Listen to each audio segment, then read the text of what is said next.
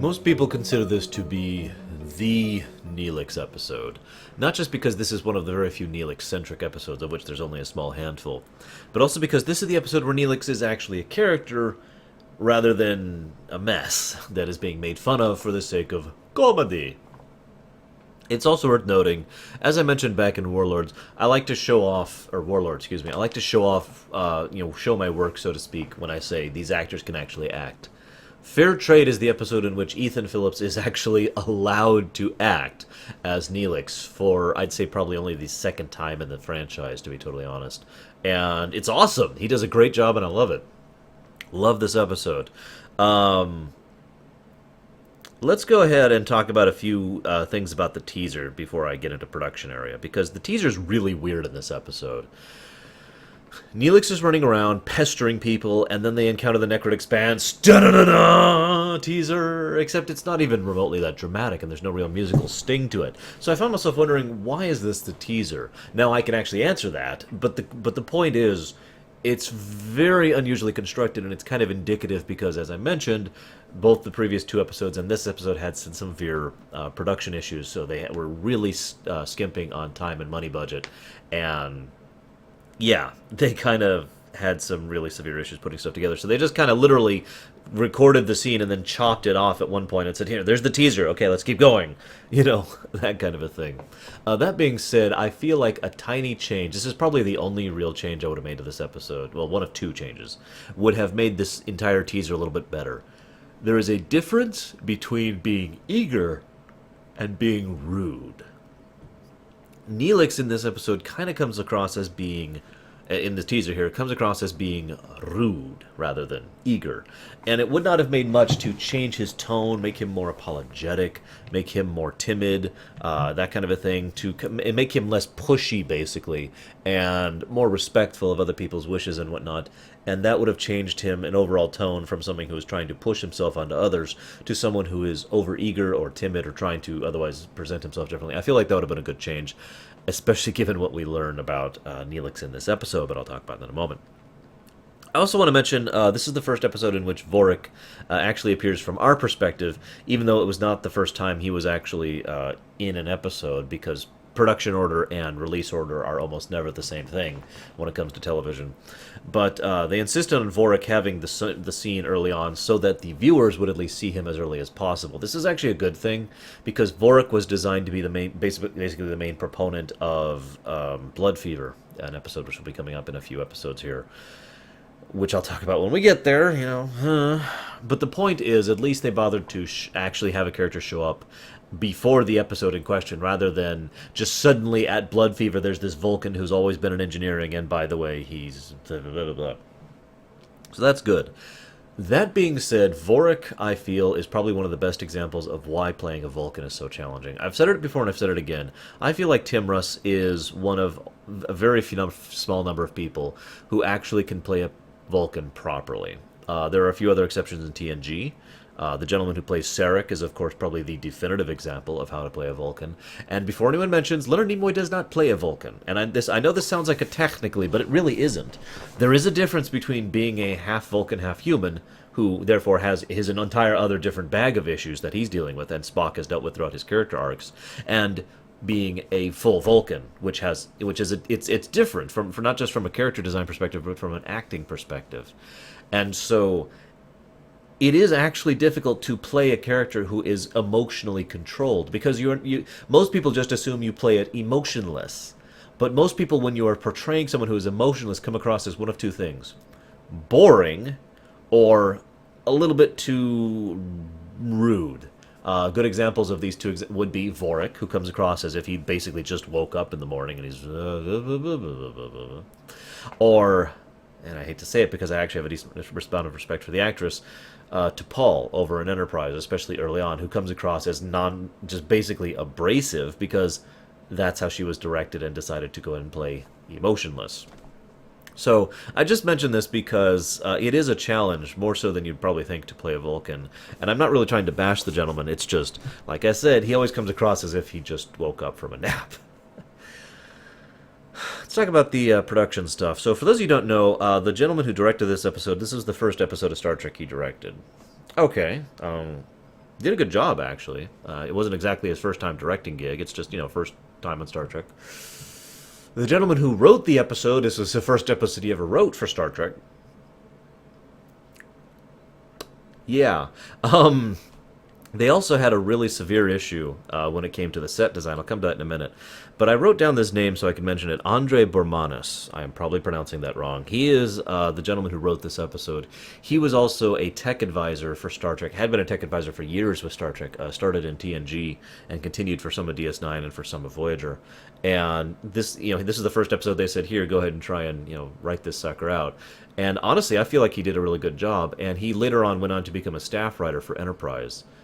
Now, that sounds like damning with faint praise, but the truth is, if you look at the list of episodes he wrote in Enterprise, it's generally some of the better ones, especially in Season 4 stuff. So, yeah, hey, awesome. Props to him. But let's talk about that problem. See, almost all the action in this episode consists of stuff that happens on the station. Well, they don't have that big of sets available to them, or they didn't at the time of this due to production issues. I keep mentioning that. So basically, they did something really, really clever, and I have to give them huge props for this.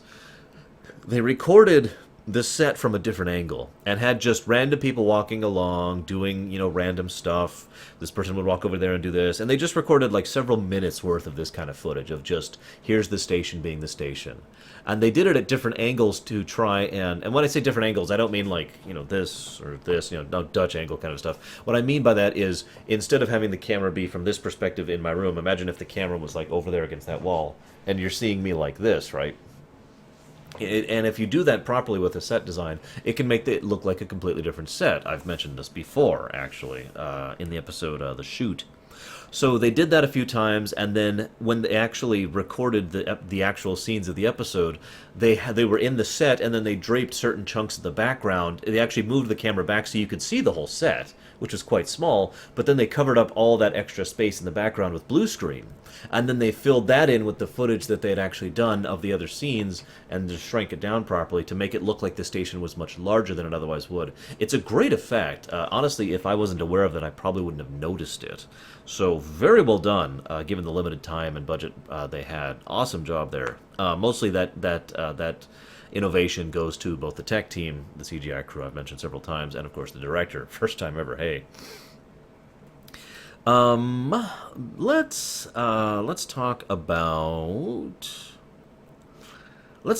the deleted scene. There's a deleted scene of this episode. It's one of the first deleted scenes I actually feel is worth talking about because it really adds some flavor to a later scene, which I'll go ahead and mention immediately after this, even though it's kind of skipping ahead in the narrative.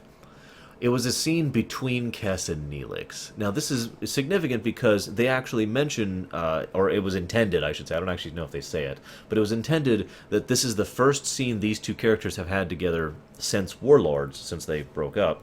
And it was actually supposed to be the first time the characters had actually talked as well. So in other words, the two have literally not discussed anything since Warlords. Granted, it was only like 3 episodes ago, but the point is they've been completely giving their distance, giving that whole space thing that she mentioned.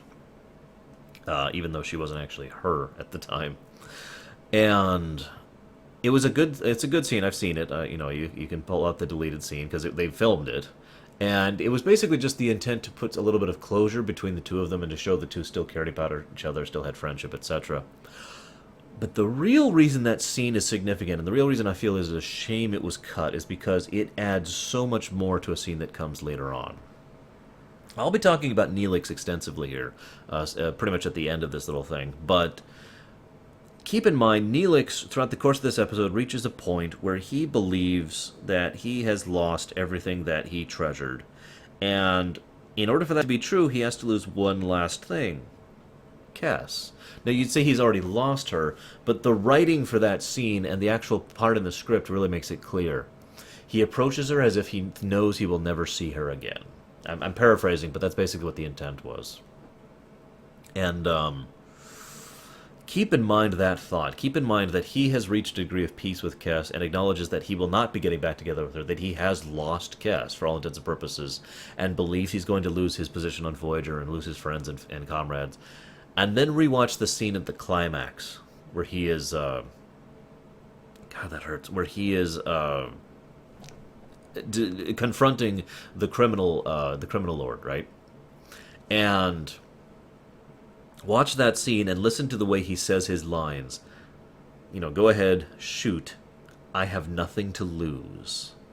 And look at the way he says it. Look at his expression. Look at the tone he gives across as he's telling it. It's interesting because...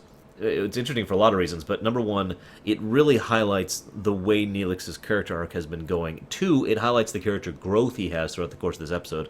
I'll talk about that more when I talk about Neelix proper. And three, it really highlights one of the reasons why situations like this can happen. This is a powerful criminal lord who can toy with his life as if it was nothing. And yet the person who actually has the power in this moment is Neelix, because Neelix doesn't have anything to be afraid of.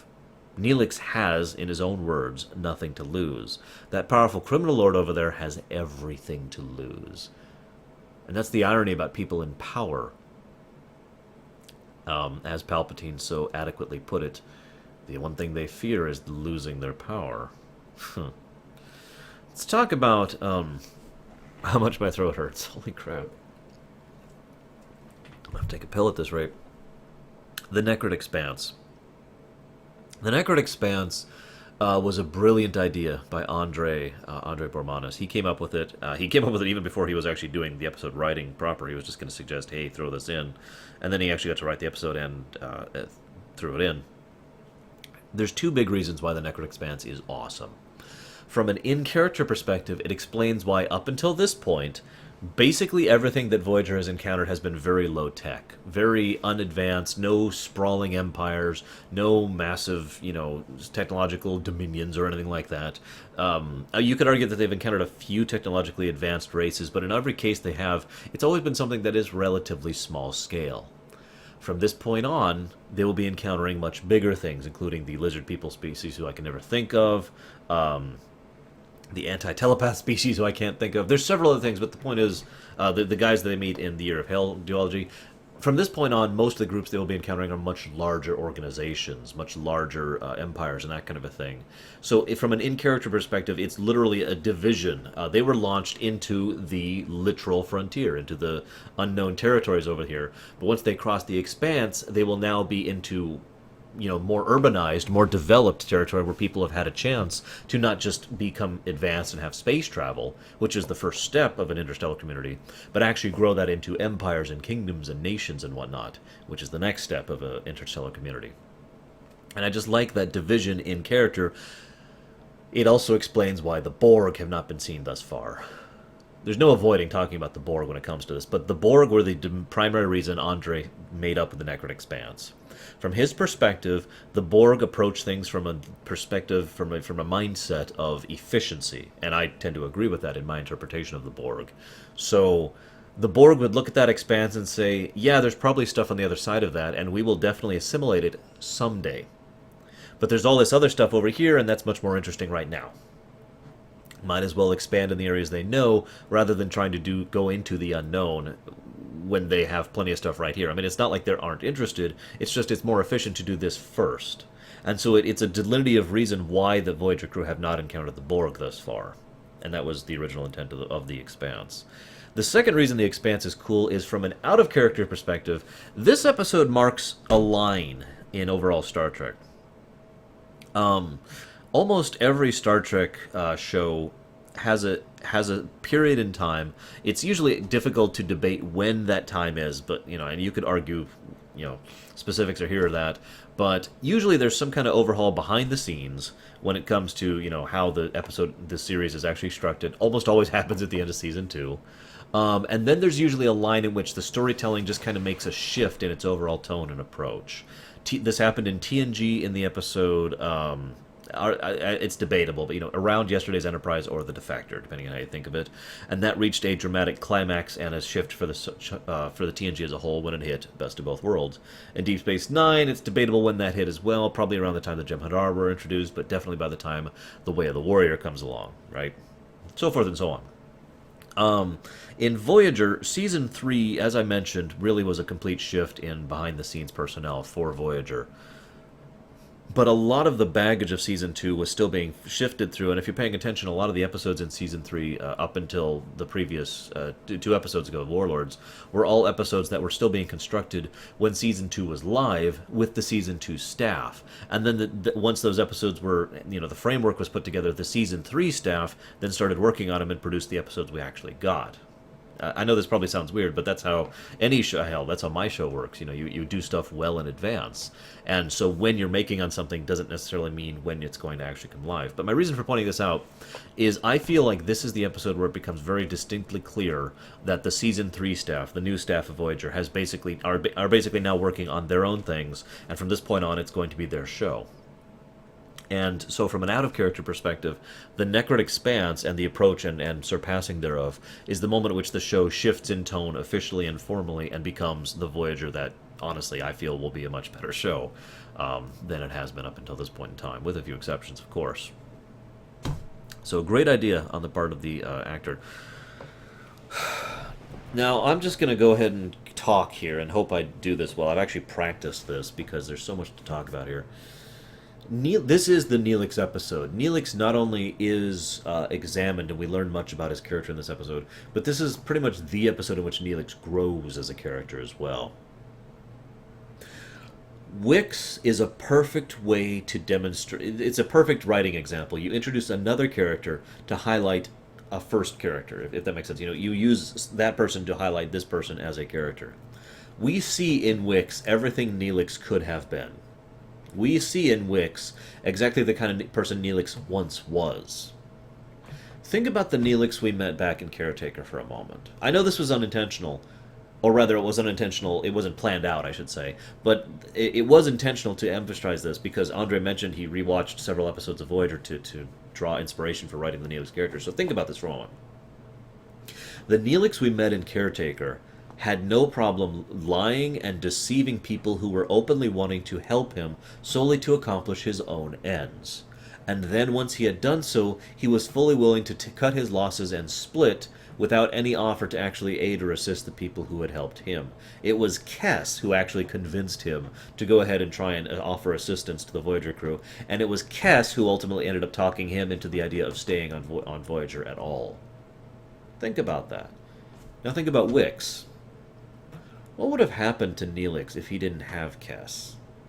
What would happen to Neelix if Voyager had not literally happened by him? I don't think it's much of a stretch to say that Neelix would have had just as much of a sorry and dilapidated and generally not enjoyable life as Wix has if he had not been incredibly lucky twice. Not only to have Kes, but to have the Voyager crew. Think about this for a moment. This is an easy thing to understand, even from a real-life perspective. Oh, pardon me. I shouldn't say we, I live a decent life, and I admit that. I have health issues, I have depression issues, I have money issues, but the point is, it could be much worse, and indeed there are places in the world right now, modern time, that are worse. If you rewind time about a century, my life compared to how people lived a century ago is freaking paradise, right? I emphasize this to get across the point that one thing we as fans tend to take for granted is what life on a starship would actually be like. But think about it. It's not even hard to do. All you have to do is shift your perspective a bit. Imagine Star Trek's real. I know it sounds weird, but bear with me. Imagine Star Trek's real, and there's actually starships out there, and you're given the opportunity to go on a starship and become part of its crew. It's going to be rough. There's going to be hard work. You have a chance to be, have all your salt sucked up by a salt vampire. But in all honesty, think about it. Think about having regular, access to showers and infinite water and whatever food you want. A comfortable room which you can change the lighting and music to perfectly. The ability to have sheets and beds that can actually make you comfortable without having any back problems or having constant neck pain like I do. Because, I don't have the proper pillow setup and I can't. Imagine having access to a doctor 24/7 who can fix virtually any problem you have, medically speaking. Imagine having access to entertainment which is fully interactive, or if you don't feel like spending your holographic daily rations of time you can spend on the holodeck, you still have access to everything else. It's actually been implied, although never implicitly stated, that video games do exist in Star Trek, and there's no reason they wouldn't. But at the very least, it would not be hard to replicate a SNES, for God's sakes, and a TV to hook it up to, would it? Especially since we know that that kind of thing does happen. Taurus does it later on. Not the SNES part, but the television part. Think about all of the luxuries that are enjoyed on a starship, and how much that is basically paradise compared to what we have right now. Think about that. Now, my reason for stressing this is because that perspective that we would have if Star Trek was real, if Voyager was real, is the same perspective all those aliens have when they encounter Voyager as a ship, and most especially Neelix. In this episode, they finally say, and we finally have acknowledgement of just how grateful Neelix is, and how he himself acknowledges how incredibly fortunate he is to basically live in paradise. In a ship that he loves, with crew he cares about, who cares about him, all jokes aside, this episode really emphasizes the fact that Neelix feels like he really genuinely belongs on this ship, and how much that means to him. And is that hard to understand from a modern-day real-life perspective? Think about it. It's no wonder that he takes that first step because of that fact. Neelix himself describes his action in this episode as it just seemed like one step that was perfectly normal and reasonable at the time, and then he takes another step, another, and soon he found himself in a situation he couldn't control. I find the ultimate irony of this episode to be that this is an episode Neelix could have solved in minutes if he had gone to Janeway and told her the whole truth from the beginning. But I do not begrudge him that, because it makes so much sense for him as a character, and it fleshes him out as a flawed human character. In this episode, we see Neelix as he truly is. We see Neelix's greatest flaws as personified as they ever are. Truly his greatest personality flaws. No joking here. There's two big ones. He is a coward. Now, we've seen this one before. Back in Jetrel, it was really discussed and talked about. Not as well as it should have been, but it was at least mentioned. And the writer, Andre, mentioned that was a big thing he was looking into, too. Neelix is a coward. He doesn't want to be, he doesn't like to be, but in the end, cowardice does define a lot of his personality. How could he possibly go to Janeway now? Not just because she might throw him off the ship, which he is terrified of, but because he is afraid of confronting her with the truth. He is afraid of admitting what he has done wrong, because that's cowardice right there. Fear of owning up to your own mistakes, that kind of a thing, right? His second major flaw is guilt. We've seen this throughout the entire series if you really pay attention. How many times has Neelix mentioned how fortunate he is, how lucky he is, how blessed he is to have Kes, to have his family, to have the things that went right with him in his past, and to have recovered from the things that went wrong. This episode, he says it outright. He is fortunate and lucky, and he is so grateful for it. But the way he says it makes it so clear that all he feels about that is guilty. He feels he is a leech. He feels like he does not deserve the fortune he has. He feels like he needs to contribute more and more and more to the rest of the crew, to the rest of his family, because he has not earned what he receives in return.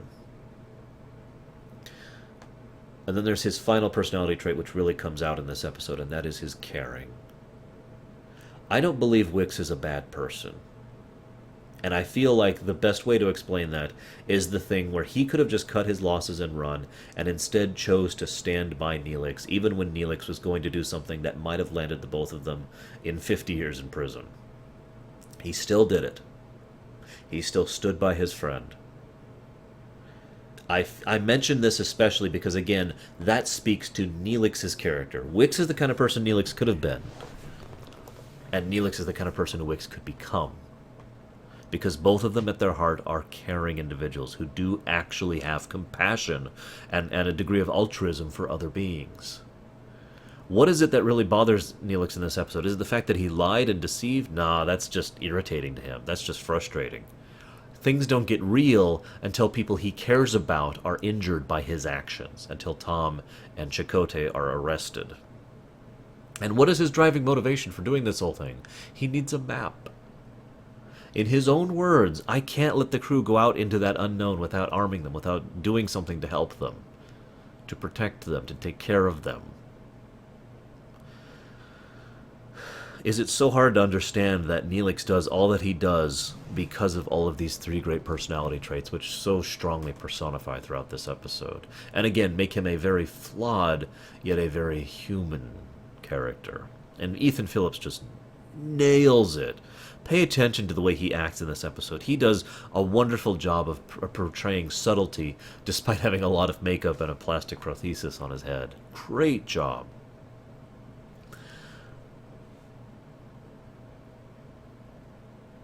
Another interesting thing, though, is that Janeway missed the biggest point here.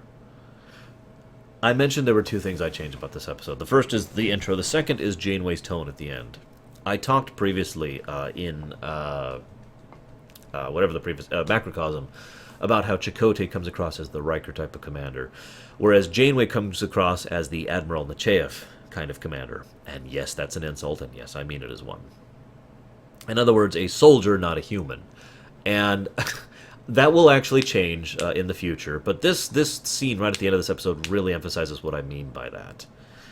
What we see is her basically refusing to actually acknowledge the humanity of the situation, instead solely focusing on the military and soldier officer aspect of the situation.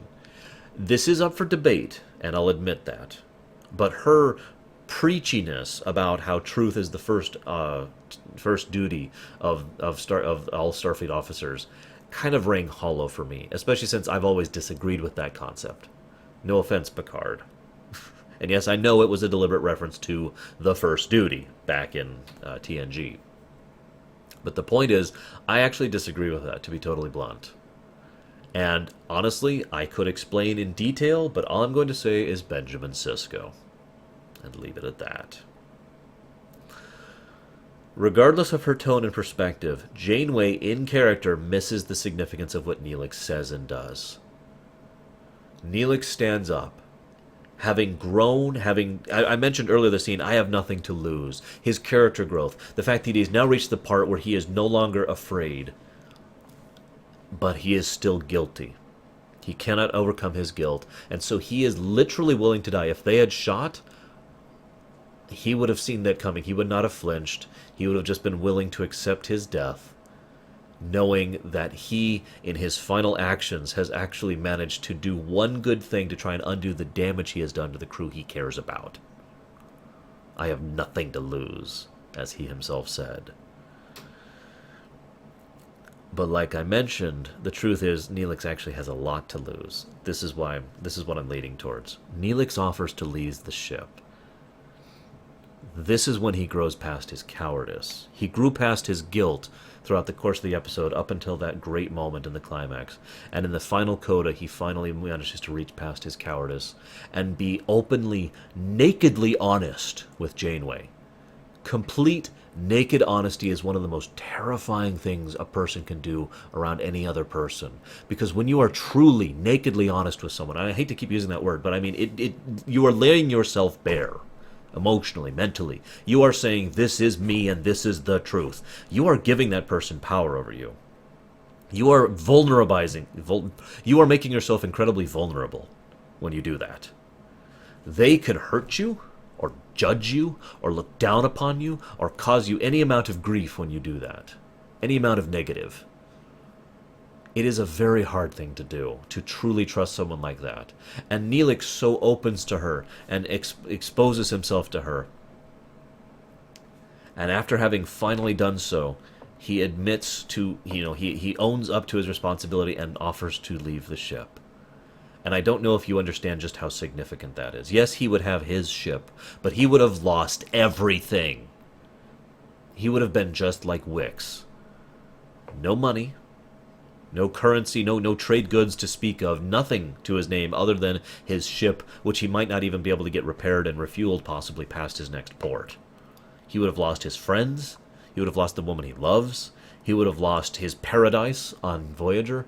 Neelix knew, when he offered to do that, just how terrible a fate it would have been for him to accept losing that paradise. But this is the ultimate irony, and this is very human nature in general. Janeway doesn't get it because I don't think she ever realized what that means to be in paradise. We as human beings acclimate, we adapt. We are very adaptable. It's probably our most strong trait, in my honest opinion. When we are in a horrible circumstance for a long period of time, we go accustomed to it, for good and for bad. When we are in a very good circumstance, we grow accustomed to it, for good or for bad. I mention this because throughout all of Star Trek, very few members of Starfleet ever really seem to understand how good they actually have it. Deep Space Nine toyed with this idea a bit by actually, but it only toyed with it by basically throwing the contrast at them, throwing them into a war where all of those good things they had kind of went away. And now they understood how well they had it. But for the most part, in Star Trek, most Starfleet members don't actually realize just how amazing their lives really are. And so I don't think Janeway actually understood the full severity and gravitas of what Neelix was offering. What he was laying on the plate of sacrifice and saying, here, I'm willing to lose my life in exchange for mere survival. But the fact that she didn't get it almost makes her counterpoint even stronger. You are a valued member of this crew, Neelix. It explains so much why he is so happy at the end there, why he's grinning, so overjoyed. Because he knows that, more than anything else, having gotten past his guilt, having gotten past his cowardice, he knows that the crew cares about him just like he cares about them, even up to its captain. He knows that he has a place in this house. He no longer feels like an outsider. He no longer feels like an intruder. He now feels like he actually belongs here and no longer has to feel guilty about staying here. After all, he's going to be cleaning those manifolds for the next 2 weeks, right? Surely that'll count for something. I love this episode, and I don't know what else to add. I'll see you guys at the next one. I just took one step. A step that seemed perfectly reasonable. And that step led to another and another, and before I knew it, I was involved in something I didn't know how to handle. What was it? What was so important that you were willing to throw away your principles? I needed a map. A map? Captain, my usefulness to you was at an end. I don't know anything about space beyond this point. I couldn't let you go into the Nekrit expanse without knowing what you faced.